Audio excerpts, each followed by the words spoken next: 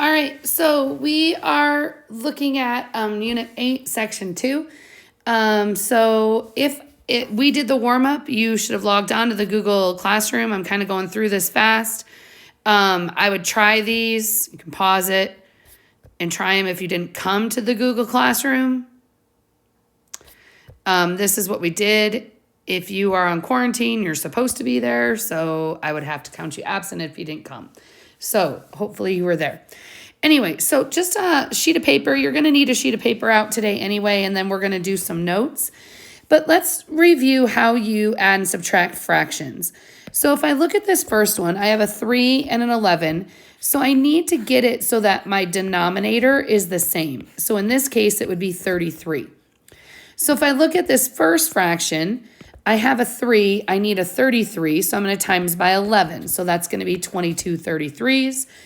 And on the second fraction, I have the 11, so I'm going to times by 3, and I have 24 33s. So when you add fractions, you take the common denominator, and that stays the same, and then you add the top, so that would be 46. Then you need to double check and see if anything goes into that, which in our case, I do not think, but I can type it in here quick and double check that that thing is simplified. So, yep, we're good. So that's the answer. So sometimes it's simplified, sometimes it is not.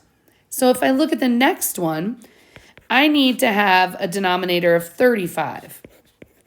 So on this first fraction, I'd have to multiply by 7, so that's 21. And on the second fraction, I'd have to multiply by 5.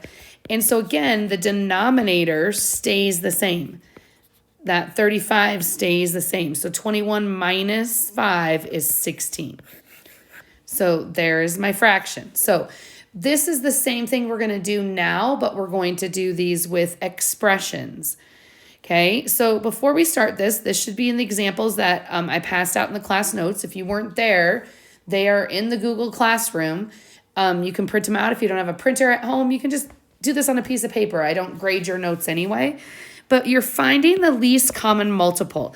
And this will actually be a test, quite honestly, on the ACT.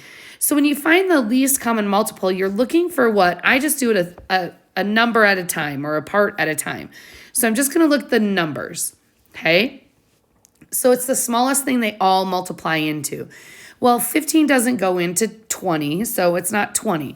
So I always take whatever the biggest number is, and I say, okay, well, 15 or 20 times 2 is 40, and 15 doesn't go into 40. Okay, 20 times 3 is 60, so 15 goes into 60, but 16 doesn't go into 60. So I just keep doing that. 80, 16 goes into 80, but 15 doesn't, and 100 doesn't work, so then I'm going to do 120. 120 divided by 15, it works. 120 divided by 16 does not work. So then I'm doing 140. So I'm just sitting here, and I didn't work this before we did this, so I'm just keep going by 20. 160. Nope. 180. Yep. It works for 15. Does 16 go into 180? Nope. So I keep going. 200. No. 220. No. 240. Yes, 240. So let's try 16 and cross our fingers. Oh, it is 16. So 240, all three of them go into 240. And then I look at my letters. So I have an a squared and an a cubed. So a squared does go into a cubed. If you think about that, 16 does go into 64, right? 27 does go into 81. So my least common multiple would be a cubed. It's going to be the biggest one. So then I look at my b's. I have b to the 5th, and so my biggest one is b to the 5th. And then I look at my last letter, which is my c's, and so I have c cubed, c squared, c to the 6th. So it would be c to the 6th. So this is my least common multiple, okay? So you're looking for, that's what would be my common denominator. That's what's going to go in the denominator. Okay, so to find the least common multiple of this, you're going to have to factor. So I can take an x out. So I have x squared minus x minus 2. So this would really be x minus 2, x plus 1. Okay, and on this one, it would be x minus 2, x minus 2. So if you want to look at it this way, it's x minus 2 squared. So it's kind of like having an a squared. So I have my least common multiple is going to be, there's no other x, so that's part of my answer. And then I have an x minus 2 and an x minus 2 squared. So the largest one would be x minus 2 squared. And then finally, my last thing I have is an x plus 1, so x plus 1. And so that is my least common multiple. I would like you to pause. And again, I had a conversation with your class about this on Friday. If you're watching these videos and you're not pausing when I ask you to pause, you're probably going to come back not prepared. The last test that I gave, I think I had 6 kids that got A's that had been quarantined for more than half of the unit. And I asked them, because they all got A's, 6 of them, and there were several that did not, and I was curious what was the difference. And all of them said they paused and they worked the questions that I told them to. So you got to make the choice. I'm trying to help you, but I can't pause the video for you. So pause right now, pause. All right, so you should have your answer. Let's work through this. I always take the biggest. They don't go into 9. Then I would go 18. They don't go into 18. I'd try 27. I'm just doing counting by 9s, 36. So they go into 36. So I know it's not A. Then I look at my x's, and my biggest x is x to the third. My biggest y is, and it doesn't matter what order, I just always go alphabetical. And my biggest z is z squared. So your answer should have been C. Okay, so go ahead and pause and try this problem. Pause.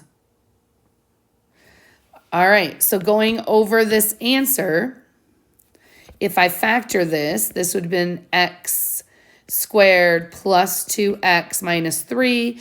And so then I would factor, that would be x plus 3 and x minus 1. And then if I factor this, it would be x plus 3 squared. So as I look at the parts of this, I know I have an x. I know I have an x plus 3, and the biggest exponent is squared. And then I have an x minus 1. So my answer on this would be A.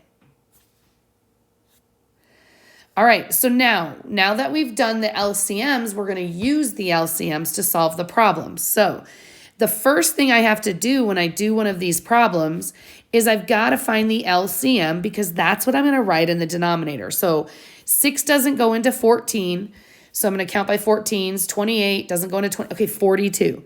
So it's 42, and then the biggest A is A squared, and the biggest B is B squared.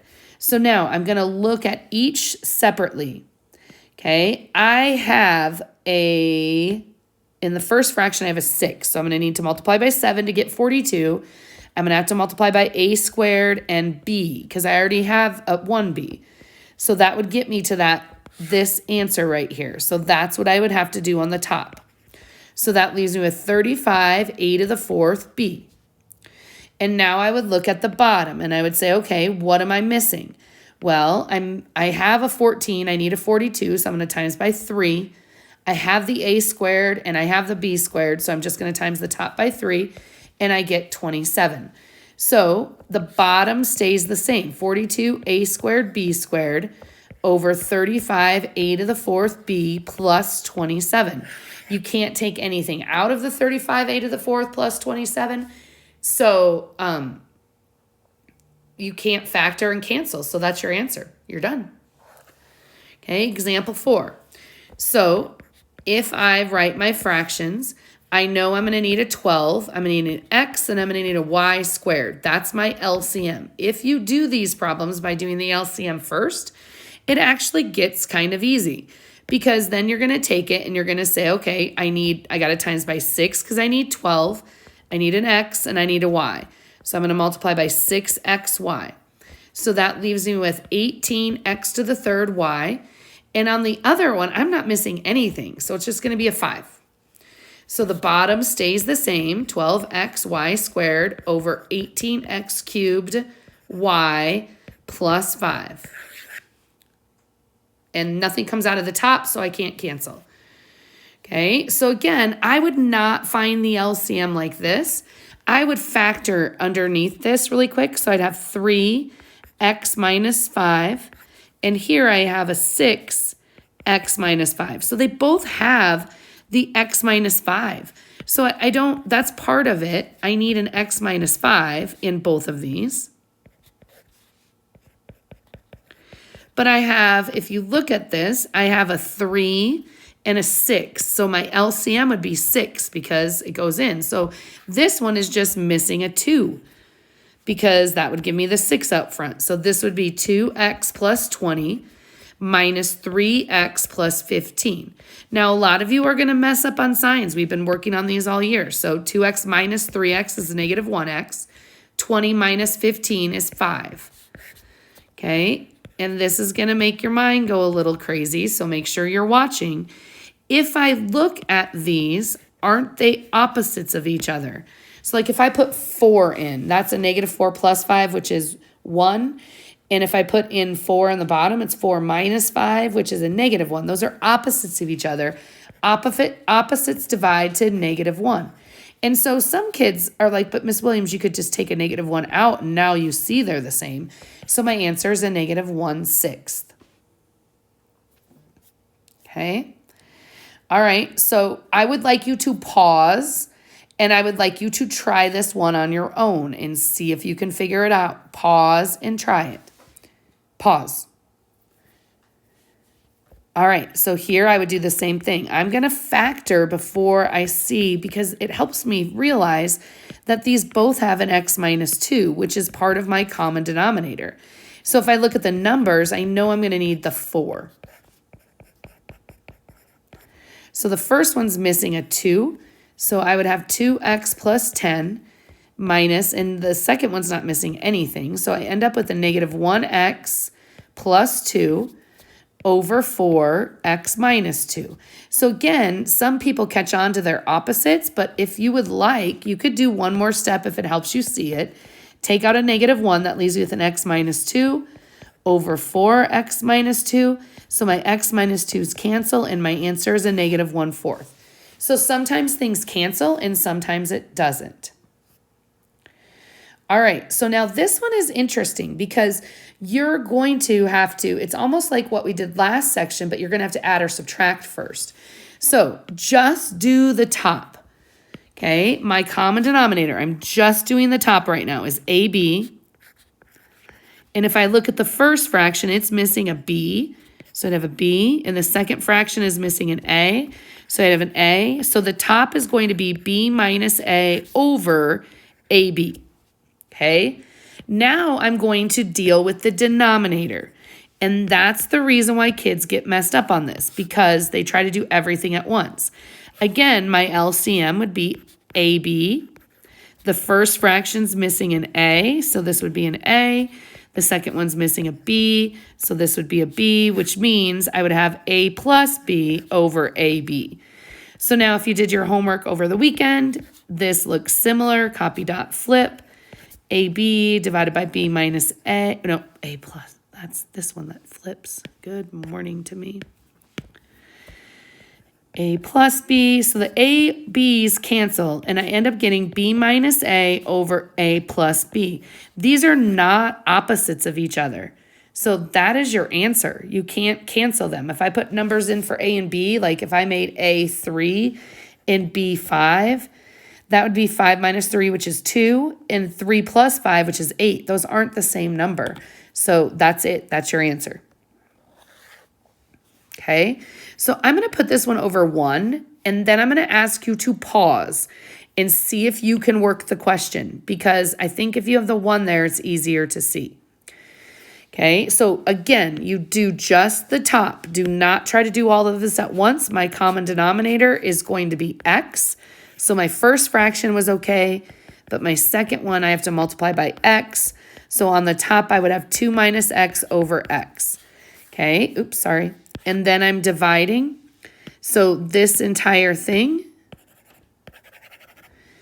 is my common denominator would be xy. And it's okay if you put yx. I don't care. I just always write everything alphabetically. My first fraction is missing an x, so this is an x. My second fraction is missing a y, so this is a 3y. So this would be x minus 3y over xy. So then I have 2 minus x over x, copy, dot, flip. I'm multiplying by the reciprocal. And if I look, these x's top to bottom are the only things that are being multiplied. Everything else is adding and subtracting, and it's not the same. So I would accept this as an answer. Y parentheses 2 minus x over x minus 3y. But I know in the back of the book, they might multiply in by that y. And so then this would be my answer. Okay? Either one. I'll accept both. All right. So I love this example because this is on the ACT. So you guys know how to find slope. You do the change in y over the change in x, but they love doing this one on the ACT. I guarantee you it's going to be on there. So you're going to do your change in y. So wouldn't that be 4p minus 1/5 divided by the change in x, which would be 1/4 minus 5 over p. Okay, well, I just finished doing problems like this. My common denominator would be 5p. So what is the first one missing? Well, the first one is missing a 5. So that's 20. This one's missing a p. So it's a p. And then my denominator here would be 4p. And what is the first one missing? The first one is missing a p. So this would be a p. The second one is missing a 4. So this would be a 20. So I end up getting 20 minus p over 5p divided by p minus 20 over 4p. So I'm going to do 20 minus p over 5p, copy, dot, flip, 4p over p minus 20. All right, so these are okay to cancel because it's multiplying. And then if you look, I'm going to put these in parentheses. Maybe use a pink so you can see. These are opposites. If I put a number like 8 in, 20 minus 8 is 12. 8 minus 20 is a negative 12. They actually cancel. So they cancel though, but they cancel to a negative 1. And then these p's would cancel, so you end up with a negative 1 times 4 over 5. So your answer is actually a negative 4/5. And so you use what you know about slope and you are able to find the answer. All right, that is it.